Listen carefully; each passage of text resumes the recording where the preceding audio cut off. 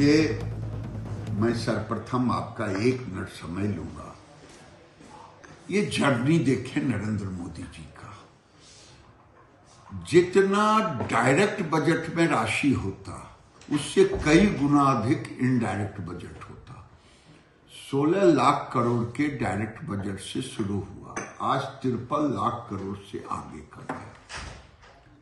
ये बताता है कि मोदी जी का इंफ्रास्ट्रक्चर 1 लाख करोड़ होता था, आज 12 लाख करोड़ का हो रहा है। अब मैं तीसरी बात कहता हूं, मैं अपने विभाग पे आना चाहता हूं क्योंकि बजट तो होलिस्टिक है। होलिस्टिक के लिए फाइनेंस डिपार्टमेंट ने कहा, मैं अपने डिपार्टमेंट को लेता हूं। नरेंद्र मोदी जी के 10 साल के माने 14 से 25 तक के बीच में 5 करोड़ लोगों को टेक्सटाइल ने रोजगार दिया है। ये मैं कहानी किस्सा नहीं कह रहा हूं, मैं चुनौती के साथ कर रहा हूं। जिसको बहस करनी हो सड़क से लेके सदन तक बहस कर ले, चाहे राहुल गांधी हो चाहे कोई हो। यूपीए सरकार में 10 साल में केवल 33 lakh sewing machine, stitching machine import हुआ, यहां बनता नहीं। मोदी जी के कार्यकाल में 1.25 करोड़ मशीन इंपोर्ट हुआ। एक मशीन पर 1.76 लोगों को फैब्रिक से लेकर के गारमेंट पैकेजिंग तक रोजगार मिलता। तो जब इतना रोजगार 5 करोड़ लोगों को दिया, ये एग्रीकल्चर के बाद सबसे ज्यादा रोजगार देने वाला बजट विभाग है। इसीलिए मोदी जी ने भी इस पर फोकस दिया है। अब मैं कहूं, ये होलिस्टिक है, एक अम्ब्रेला है जिसमें 5 सब पार्ट है। फाइबर भी है, मैन्युफैक्चरिंग भी है, हैंडलूम भी है, सस्टेनेबिलिटी भी है, स्किलिंग भी है। अब इसमें हम उन्होंने फाइबर मिशन दिया है। अब ये फाइबर मिशन पहली बार लिया गया है। ये सोच, दुनिया आज फाइबर 2 ही तरह के हैं, मैन मेड फाइबर और नेचुरल फाइबर। अब सस्टेनेबल फाइबर की ओर दुनिया जा रही है।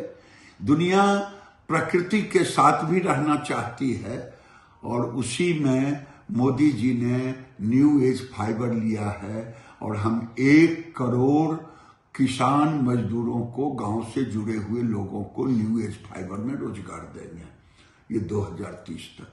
और ये मैं कोई इसमें देखिए मिल्क बीड भी होगा जिसे अकान मदार कहते, जिसमें बैम्बू बांस के नेचुरल मैकेनिकल फाइबर होगा, जिसमें रैमी फाइबर होगा, जिसमें लिलेन फाइबर होगा, जिसमें बनाना फाइबर होगा, जिसमें पाइनएप्पल फाइबर होगा। ये सारे फाइबर आएंगे हमारे न्यू एज फाइबर में आएंगे, फाइबर मिशन के तहत आएंगे। यहां रोजगार भी है और दुनिया को सस्टेनेबिलिटी भी देंगे। दूसरा मैं कहता हूं, इन्होंने मेगा टेक्सटाइल पार्क दिया है, जोर दिया है। इससे टेक्निकल टेक्सटाइल भारत में 2014 के पहले नाम मात्र के चर्चा होते थे। हम सैनिटरी नैपकिन ये सब बाहर से इंपोर्ट करते थे, आज हम यहां बना रहे हैं। अभी $4 बिलियन पर हम चले गए हैं एक्सपोर्ट पर।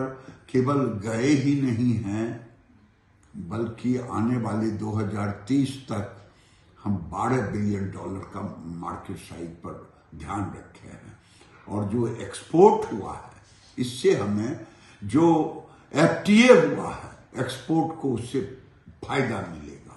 वही नहीं, अब 1 डिस्ट्रिक्ट 1 प्रोडक्ट को भी लक्ष्य किया है और महात्मा गांधी ग्राम स्वराज योजना, ये महात्मा गांधी ग्राम स्वराज जो है, ये महात्मा गांधी ग्राम स्वराज, जब ये महात्मा गांधी के विचारों को हम उसमें समायोजन करेंगे अभी तक आजीविका मिशन में मोदी जी ने लाखपति दीदी बनाया।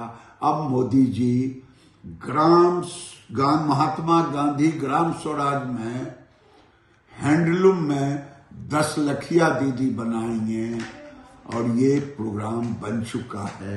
आने वाले दिन में हम सारे होलिस्टिक रूप में ये रोजगार भी देंगे, एक्सपोर्ट भी करेंगे, मजदूरों को अपग्रेड भी करेंगे, टेक्नोलॉजी में भी इंडस्ट्री को मदद करेंगे समर्थ के माध्यम से, और टेक्निकल टेक्सटाइल को भी मिशन के रूप में। जी सर, आपने बताया 10 लखिया दीदी जो है आपने अनाउंस किया है, जो कि महात्मा गांधी ग्राम स्वराज इनिशिएटिव के अंडर आता है। मनरेगा को लेके भी महात्मा गांधी का नाम जब आया था तब कांग्रेस ने काफी हंगामा किया था। अब फिर से एक योजना है जिसके तहत आप आगे बढ़ रहे हैं, उसको कैसे देखते हैं? जब नाम देखिए, मैं कुछ बोलूंगा तो कुछ लोगों को मिर्ची लगेगी। महात्मा गांधी का नाम कुछ लोगों ने चुराया राजनीतिक दृष्टि से, और मुझे कहे तो मैं तो खुला खुला बात करता हूं। ये फिरोज गांधी को क्या जरूरत था महात्मा गांधी लगाना? इंदिरा गांधी, राजीव गांधी, सोनिया गांधी, संजय गांधी, राहुल गांधी, प्रियंका गांधी, ये गांधी को बेचने का काम किया, क्योंकि इनके पास अपना बेचने को कुछ नहीं था। नरेंद्र मोदी गांधी को दिल में रखते, उनके विचारों को महात्मा गांधी ग्राम स्वरोजगार योजना में जमीन पर उतारेंगे। हमें महात्मा गांधी के विचारों को लाना है। 1 डिस्ट्रिक्ट 1 प्रोडक्ट, हैंडलूम, हैंडीक्राफ्ट,